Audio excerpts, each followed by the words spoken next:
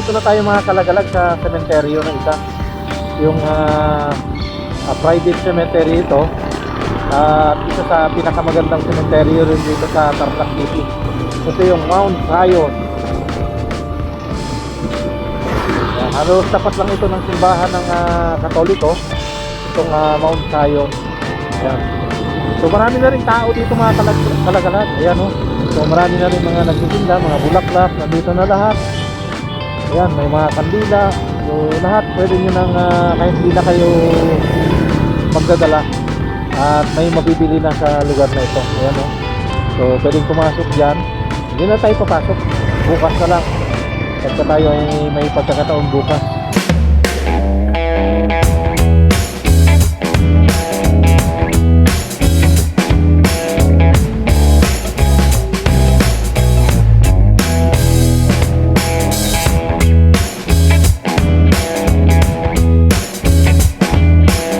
Isang mapagpalang araw po sa ating lahat. Ito ang RC Lagalag TV. Mga kalagalag, panibagong araw, panibagong vlog, at panibagong adventure na naman ang ating gagawin sa araw na ito. Mga kalagalag, kung bago ka pa lang sa aking channel, huwag mong kalimutan na mag-like, share, subscribe, at pinutin mo na rin yung notification bell para lagi kang updated sa mga video kong i-upload. At ngayong araw mga kalagalag, tayo'y muling maglagalag at tayo'y mamamasyal sa mga sementeryo. Ayan, so disperas ngayon mga kalagalag ng undas. At bukas yung araw ng pagbibisita natin sa mga sementeryo. At silipin natin yung mga ilan sa sementeryo dito sa probinsya ng Tarlac. Ayan, so dito tayo nagsimula sa Capas, Tarlac mga kalagalag. Then pupunta tayo sa Tarlac City. At hindi naman natin lahat mapupuntahan, pero silipin lang natin yung mga ilang sementeryo. Titignan natin yung mga preparasyon, kung may naglinis na ba sa mga araw na ito, o may bumisita na ba sa disperas ng undas. Kaya samahan nyo lang ako mga kalagalag sa aking paglagalag. Ay, open na pala dito mga kalagalag, nakakadaan na. Yan, ito yung papasok sa New Clark City. Open na pala, dati sirado yan. So ngayon ay passable na. At sa sunod na mga araw mga kalagalag, muli tayong mag-update dyan sa New Clark City. At baka natapos na yung kalsada doon na tatagos sa Bamban. Kasi yun na lang yung pinakadulo doon, hindi pa natatapos. Natatagos mismo sa Clark, Pampanga. Kaya sa ngayon, hindi yun ang main purpose natin. Ang purpose natin ngayon is bumisita sa mga sementeryo at mag-update tayo kung ano nang nangyari sa mga sementeryo ngayon. Ayan, so pangalawang taon na ngayon mga kalagalag na tayo ay pinayagang mamasyal o open sa publiko ang mga sementeryo. 2 years din pala, so 2 taon din tayo na hindi nakapasyal at serado gawa ng pandemic. Pero ngayon ay muli tayong maglagalag at mamamasyal. Ayan.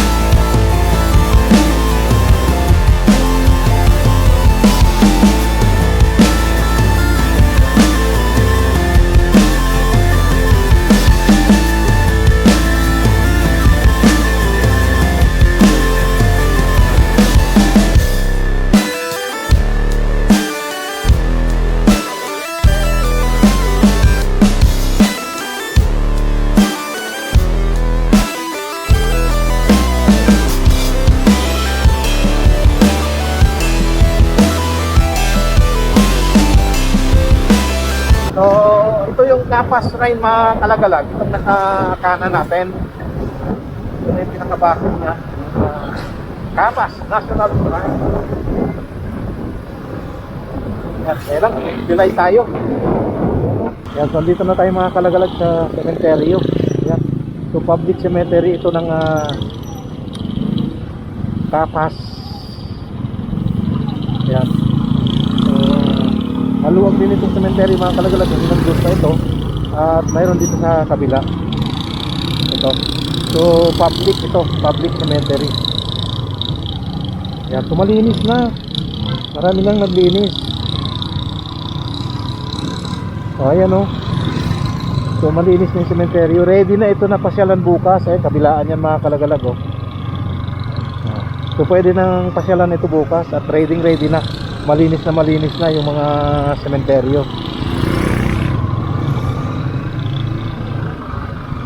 Talagang grabe. Dati pag dumadaan tayo dito, masukal ito eh. Pero ngayon malinis na.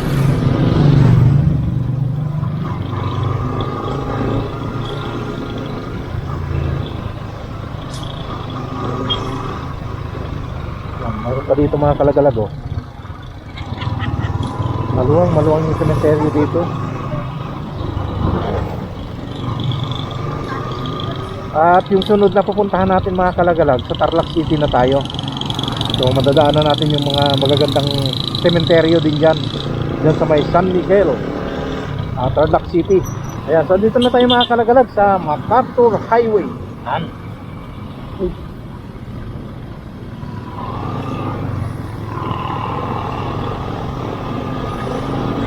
going to Tarlac City na tayo.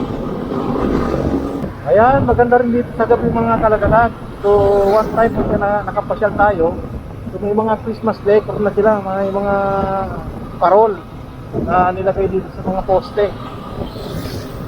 Ayan o, kaya pag gabi, so balang araw, mga sunod na araw siguro, pasyalan din natin itong tapak na gabi. Titignan natin yung kanilang mga Christmas decor na ikinabit.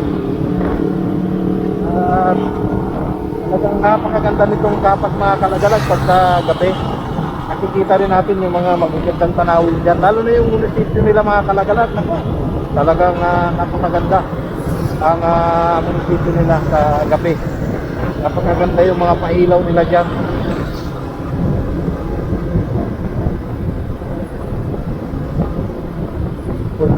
Mura lang kasi dito, 57.30.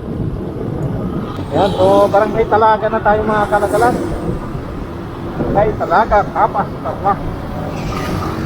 Ito yung lugar na ito dito na pagawaan ng mga tinapa.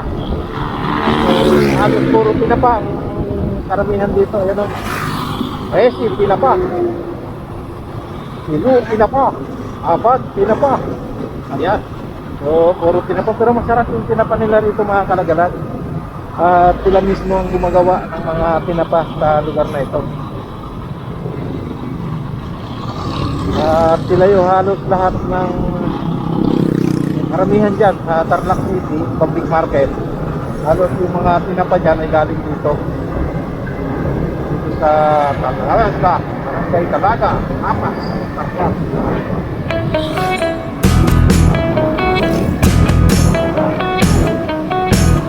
Mura dito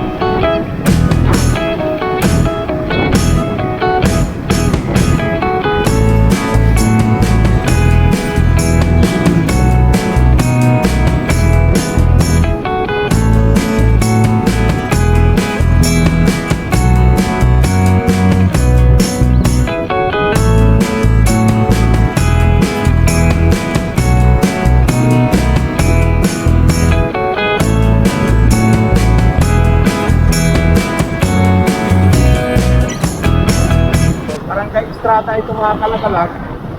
Halos boundary na ito ng Tarlac City.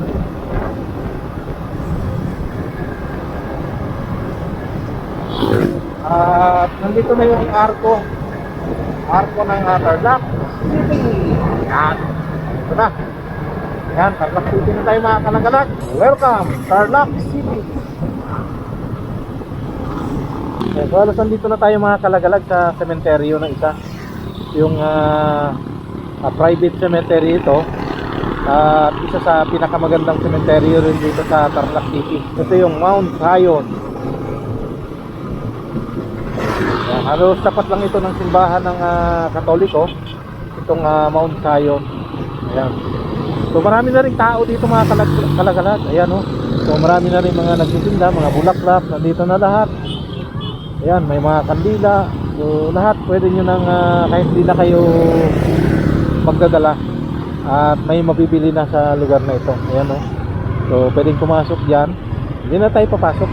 Bukas na lang. Pagka tayo ay may pagkakataon bukas. Ayan. So bali dalawang sementeryo yung ating nadaanan ngayon mga kalagalag. So dito na natin putulin mga kalagalag itong ating pagbablog. At muli ako ay nagpapasalamat dun sa mga nag-like, nag-share, nag-subscribe sa aking channel. Maraming salamat sa inyo, sa inyong walang sawang suporta. God bless at ingat po tayong lahat. Salamat po.